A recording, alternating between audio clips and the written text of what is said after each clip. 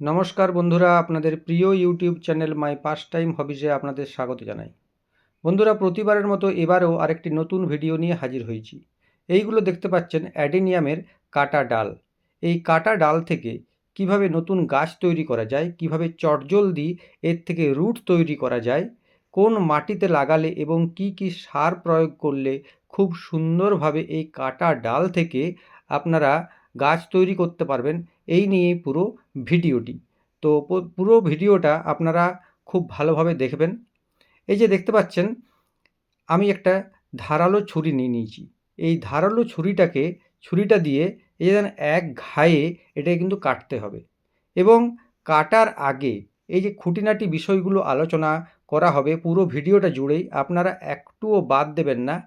তেরছা করে একটু কাটবেন, একটু তেরছা করে কাটবেন, যেটা হচ্ছে 45 ডিগ্রি অ্যাঙ্গেল বা 45 ডিগ্রি কোণ করে একটু কাটবেন। এটা হচ্ছে নিয়ম, কাটার নিয়ম। এবং এই যে কাটার যেটা দিয়ে কাটছেন সেটা হতে হবে খুব ধারালো, এবং সেটাকে প্রথমে জীবাণুমুক্ত করে নিতে হবে। প্রথমে আপনারা হাইড্রোজেন পারঅক্সাইড বা স্পিরিট দিয়ে সেটাকে মুছে নেবেন বা ধুয়ে নেবেন। এরপর যেটা লাগাচ্ছি সেটা হচ্ছে সাফ। এই সাফটা হচ্ছে একটা অ্যান্টি ফাঙ্গাল পাউডার। এই যে কাটা জায়গাগুলো, এইগুলো যাতে কোনোভাবেই দূষিত যাতে না হয়ে যায়, এই দূষিত যাতে না হয়ে যায় এবং যাতে পচে না যায়, নষ্ট না হয়ে যায় একটা ডালও, তার জন্য এই প্রত্যেকটা জায়গাতে এই অ্যান্টি ফাঙ্গাল পাউডারটা লাগিয়ে নিতে হবে। তবে হ্যাঁ, একটু লাগানোর আগে একটু সতর্কতা অবলম্বন করে নিতে হবে। এই যে এই ডালটা কাটার পর যে রসটা বের হয়, এই রসটা অনেক সময়তে অনেকের স্কিনে লাগলে এটা একটু জ্বালা করে, বা কাটার সময় আপনারা যখন কাটছেন তখন যেন রস ছিটকে যেন চোখে না লাগে, এটা একটু দেখবেন। এর দু প্রান্তেই আপনারা খুব ভালো করে এই অ্যান্টিফাঙ্গাল পাউডারটা, এই যে সাফটা বা যে কোনো অ্যান্টিফাঙ্গাল পাউডার আপনারা লাগিয়ে নেবেন, নিচের দিকটাও এবং উপরের দিকটাও, বা যতগুলো জায়গা কাটা হয়েছে প্রত্যেকটা জায়গাতে আপনারা এই অ্যান্টিফাঙ্গাল পাউডারটা খুব ভালো করে লাগিয়ে নেবেন। তবে যে সতর্কতা বলছিলাম, ওই সতর্কতার জন্য আপনারা ব্রাশ দিয়ে লাগাতে পারেন বা গ্লাভস পরে লাগাতে পারেন যদি কারুর স্কিনে কোনো অ্যালার্জি থাকে, বা যাদের স্কিনে কোনো অ্যালার্জি নেই তারা এটা লাগানোর পর ভালো করে কিন্তু হাতটা ধুয়ে নেবেন। তো এইটাই হচ্ছে সতর্কতা। জল দিয়ে ধুয়ে নিলেন, এবং প্রত্যেকটা ডাল দেখুন, প্রত্যেকটা ডালের মাপটা কত হবে। প্রত্যেকটা ডালের মাপ মোটামুটি 6 ইঞ্চি থেকে 8 ইঞ্চি হওয়া দরকার। খুব ছোট একবারে ডাল নেবেন না, এবং ডাল নির্বাচন করবেন। দেখুন, ওই কয়েকটা ডাল আছে, আমার কয়েকটা ডাল আছে অনেকগুলো ব্রাঞ্চ আছে, এবং কয়েকটা ডাল আছে যে এগুলোতে ব্রাঞ্চ নেই। দুটো ডাল থেকে দুরকম ডাল থেকেই আমি গাছ তৈরি করা দেখাবো। তো বেশিরভাগ ব্রাঞ্চ যেগুলো আছে সেগুলো থেকেই আপনারা করা মানে করাটা যুক্তিযুক্ত, কারণ অতিরিক্ত ব্রাঞ্চ পাওয়া যাবে। এই ছোট ডাল থেকেও করা যাবে যে কোনো, তবে মাপটা নিতে হবে 6 থেকে 8 ইঞ্চি। এইগুলো একদিন শুকিয়ে নেবেন, অ্যান্টিফাঙ্গাল লাগানোর পর একদিন শুকিয়ে নেবেন, তারপরে লাগাবেন। ঠিক আছে? এই যে দেখতে পাচ্ছেন প্রত্যেকটা জায়গা কিন্তু খুব ভালো করে শুকিয়ে গেছে। একবারে মানে যেটা কাঁচা ডালটা না লাগিয়ে যদি আপনারা কিছুদিন শুকিয়ে রাখেন, তাহলে তারপরে যদি লাগান কিছুদিন মানে অন্তত 2-3 দিন, এরপরে যেটা করতে যাচ্ছি সেটা হচ্ছে একটা কোটিং দিতে হবে। ঠিক আছে? এই যে বিভিন্ন প্রসেসগুলো আছে, পুরো ভিডিওটা যদি আপনারা শেষ পর্যন্ত দেখেন, তবে অ্যাডেনিয়ামের সম্পর্কে আপনারা অনেক কিছু তথ্য জেনে যাবেন। এই যে দেখতে পাচ্ছেন একটা মোমবাতি জ্বালিয়ে এই মোমগুলো কিন্তু কাটা জায়গায় দিয়ে দিতে হবে। কারণ অনেক সময় বৃষ্টির জল বা যে কোনো জল বা শিশির পড়লে এই জায়গাগুলো পচে যেতে পারে। তো এরকম যদি আপনাদের বাড়িতে যদি সেই সময়তে কাটার সময় বা কোথাও থেকে ওর একটা ডাল সংগ্রহ করলেন, তখন দেখলেন যে এরকম মোমবাতি নেই, তাহলে কি করবেন? ফেভিকল আনতে পারেন, বা যদি ফেভিকলও না থাকে, মানে ওই কাটার অ্যান্টিফাঙ্গাল দেওয়ার পর ফেভিকলও যদি না থাকে, তা সেখানে আপনারা নেল পালিশ দিয়ে কিন্তু লাগিয়ে দিতে পারবেন, যাতে ওই জায়গাটা সিল হয়ে যায়। এইটাই আর কি বক্তব্য।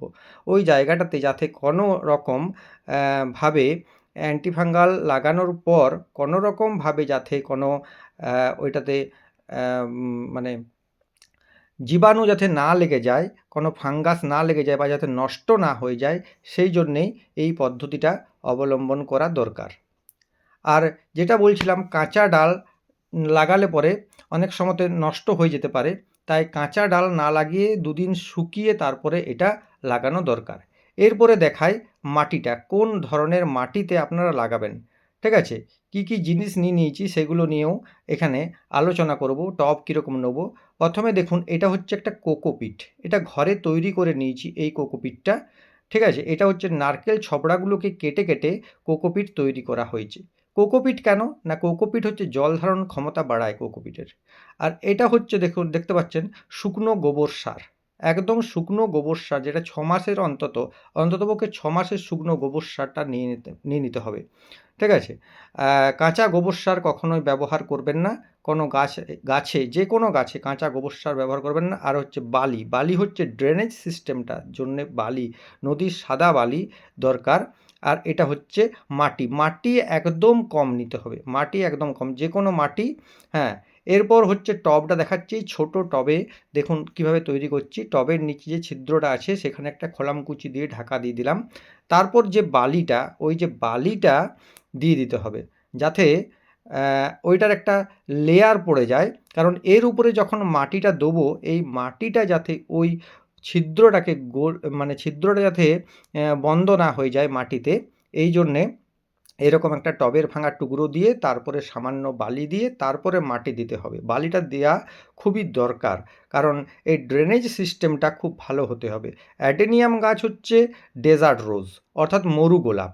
ঠিক আছে, এরপর এই মাটিটাকে খুব ভালো করে মিশিয়ে নিতে হবে, একদম মানে একটু সময় ধরে মাটিটা, প্রত্যেকটা মাটি, বালি, কোকোপিট এবং গোবর সার। ঠিক আছে, বালির পরিমাণটা এবং মাটির পরিমাণটা মোটামুটি সমান, এবং কোকোপিট আর গোবর সার এটা মোটামুটি সমান। তো কোকোপিট এবং গোবর সারটা একটু বেশি পরিমাণে নেবেন, আর মাটি আর বালিটা একটু কম পরিমাণে নেবেন। ঠিক আছে, আর এটা লাগানোর পর কিছুদিন ছাওয়া জায়গায় রাখবেন। এরপর যেটা বলছিলাম যে ড্রেনেজ সিস্টেমটা খুব ভালোভাবে হওয়া দরকার, কারণ অ্যাডেনিয়াম গাছ কখনোই জল পছন্দ করে না, মানে বেশি জল। অ্যাডেনিয়াম গাছে যদি বেশি জল হয়ে যায় না, তাহলে কিন্তু কাটিংগুলো থেকে কোনো রুট বের হবে না। কাটিংগুলো থেকে রুট বের করতে গেলে একটাই দরকার, সবচেয়ে গুরুত্বপূর্ণ, অ্যাডেনিয়াম গাছকে বাঁচিয়ে রাখার জন্য সবচেয়ে গুরুত্বপূর্ণ হলো এর ড্রেনেজ সিস্টেমটাকে ঠিকঠাক রাখা। ড্রেনেজ সিস্টেম যদি ঠিকঠাক থাকে, মানে যদি মাটির গোড়ায় যদি জল না জমে, তাহলে কিন্তু খুব সুন্দর শিকড় হয়ে যাবে এবং গাছ দীর্ঘদিন বাঁচবে। এরপরে যে জিনিসটা দেখাচ্ছি সেটা হচ্ছে রুট হরমোন। এটা হচ্ছে সহজেই রুট তৈরি করতে পারে। এই রুট হরমোনটা আপনারা বাজারে খুব সহজেই কিনতে পারবেন। ঠিক আছে, ওই 20-25 টাকা বা 30 টাকা এরকম দাম নেবে। বাজারে যেয়ে বললেই, যে কোনো কাটিং থেকে আপনারা যদি রুট বার করতে চান, তাহলে এরকম রুট হরমোন লাগিয়ে নিতে হবে। রুট হরমোন লাগিয়ে নেওয়ার পর একটুক্ষণ রাখাটা দরকার। দেখতে পাচ্ছেন প্রত্যেকটা ডালকে জলে ডুবিয়ে তারপরে রুট হরমোনটা লাগাতে হবে। কিন্তু তার আগে ওই অ্যান্টিফাঙ্গাল যে পাউডারটা, অর্থাৎ সাপ বা যে কোনো কোম্পানির অ্যান্টিফাঙ্গাল পাউডারটা কিন্তু লাগিয়ে নেওয়াটা খুবই দরকার। আর তারপরে এই যে যেটা আপনার কাটিং রুট বা যে কাটিং হরমোন বা রুট হরমোন যেটাকে বলে, এটা কিন্তু অতি অবশ্যই ডেটটা দেখে নেবেন।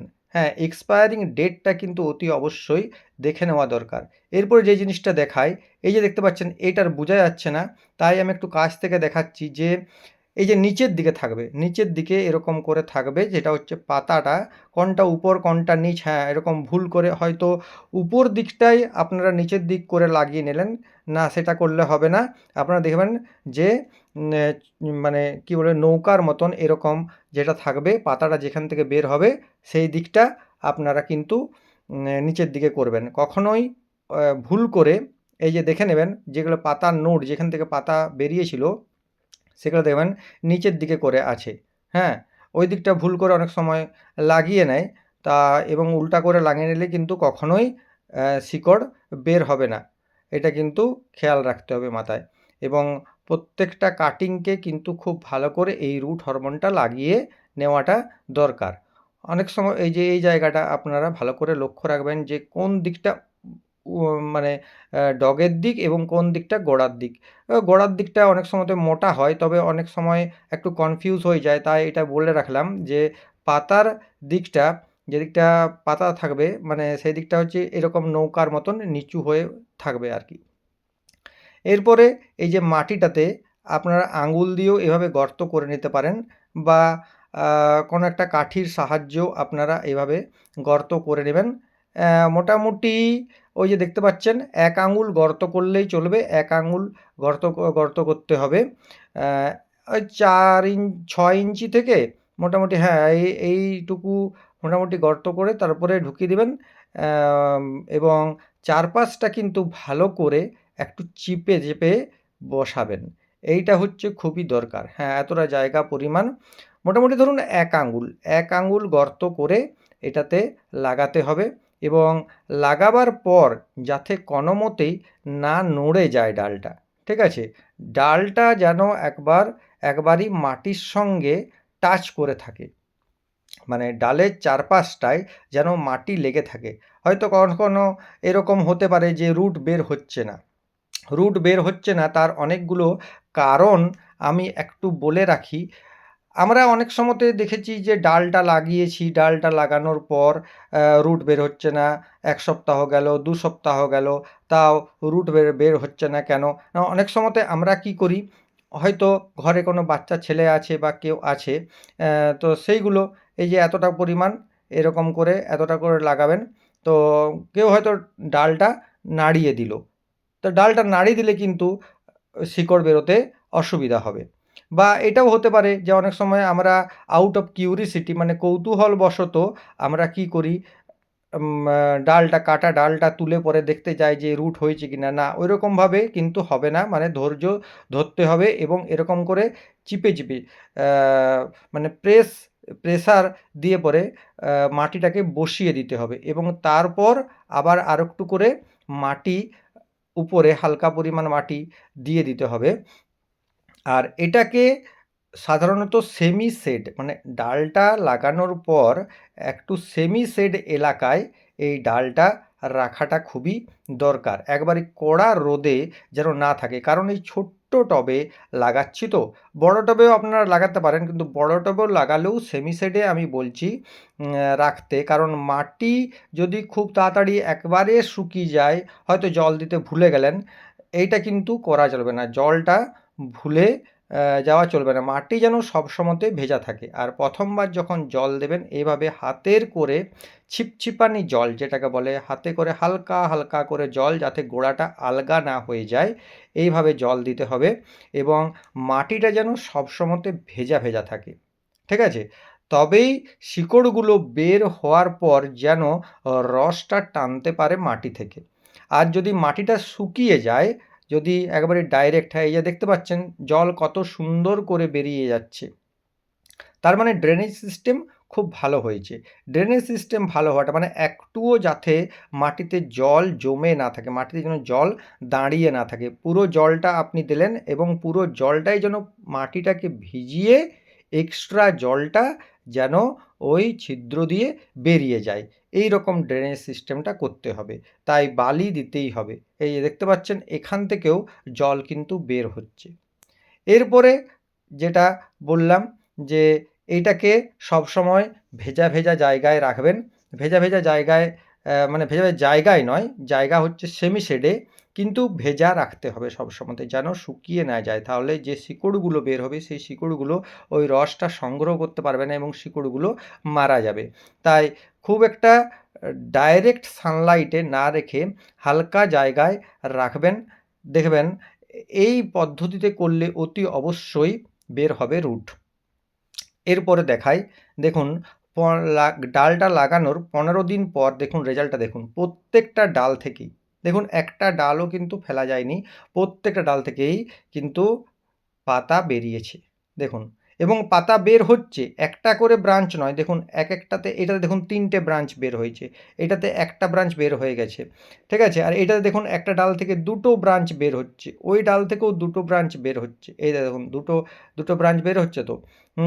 একবারই কাছ থেকে আমি দেখাচ্ছি জুম করে, এটাতে দেখুন একটা ব্রাঞ্চ বের হয়েছে, আরও ব্রাঞ্চ বের হবে। দেখুন কত সুন্দরভাবে লাগিয়েছি এবং কত সহজ পদ্ধতিতে এবং ছোট্ট টবে লাগিয়েছি। মাটিটা দেখতে পাচ্ছেন এখনও ভেজা ভেজা আছে মাটিটা, ওই দেখুন এখান থেকে দেখুন ডাল বের হচ্ছে, এখান থেকেও দেখুন 2টো পাতা বের হয়েছে। তাহলে এইভাবে মাটি তৈরি করলে, যে দেখতে পাচ্ছেন, মাটি তৈরি করলে অ্যাডেনিয়ামের যে কোনো কাটা ডাল থেকে খুব সহজেই আপনার এই যে এখান থেকেও বের হচ্ছে, যে কোনো কাটা ডাল থেকে খুব সহজেই এর মানে আপনি রুট তৈরি করতে পারবেন এবং পাতা তৈরি করতে পারবেন, ঠিক আছে? আগে পাতা বের হয়, তারপরে ওই পাতা সূর্যালোকের মাধ্যমে খাবার তৈরি করে রুট তৈরি করে, ঠিক আছে? পাতা বেরিয়ে গেলেই কিন্তু আপনারা গাছটাকে তুলবেন না। এটা কিন্তু একটা সাবধানবাণী বা সতর্কতা অবলম্বন করাটা দরকার। পাতা বেরিয়ে গেলেই কিন্তু কখনো ওখান থেকে তোলার চেষ্টা করবেন না। পাতাগুলো বড় হবে, সমস্ত পাতাগুলো বের হয়ে যাওয়ার পর, তারপর আপনারা এখান থেকে এটাকে নির্দিষ্ট, মানে আমি এটার পরের একটা ভিডিও তৈরি করব যে এই অ্যাডেনিয়ামের চারাগুলো লাগানোর জন্য কিভাবে মাটি তৈরি করব। এই মাটি তৈরি করার ভিডিওটা এর পরবর্তীকালে আমি দেবো। স্টেপ বাই স্টেপ আমি ভিডিও দিয়ে যাচ্ছি অ্যাডেনিয়ামের। কারণ এখন হচ্ছে অ্যাডেনিয়ামের মাস। এই ফেব্রুয়ারির শুরুতেই আপনারা কিন্তু এই কাজটা করবেন, ঠিক আছে? কোনো জায়গা থেকে অ্যাডেনিয়ামের ডাল সংগ্রহ করবেন বা অ্যাডেনিয়ামের গাছ যদি থাকে সেগুলো থেকে কাটিং করে এখন কিন্তু চারা তৈরি করে নিতে পারবেন অতি সহজেই। তো এই পদ্ধতি অবলম্বন করুন। আশা করি আপনাদের এই ভিডিওটি ভালো লেগেছে। ভালো লাগলে এই চ্যানেলটিকে সাবস্ক্রাইব করে রাখবেন, লাইক এবং শেয়ার করে দেবেন বন্ধুদের মধ্যে। তো ভিডিওটি দেখার জন্য অনেক অনেক ধন্যবাদ।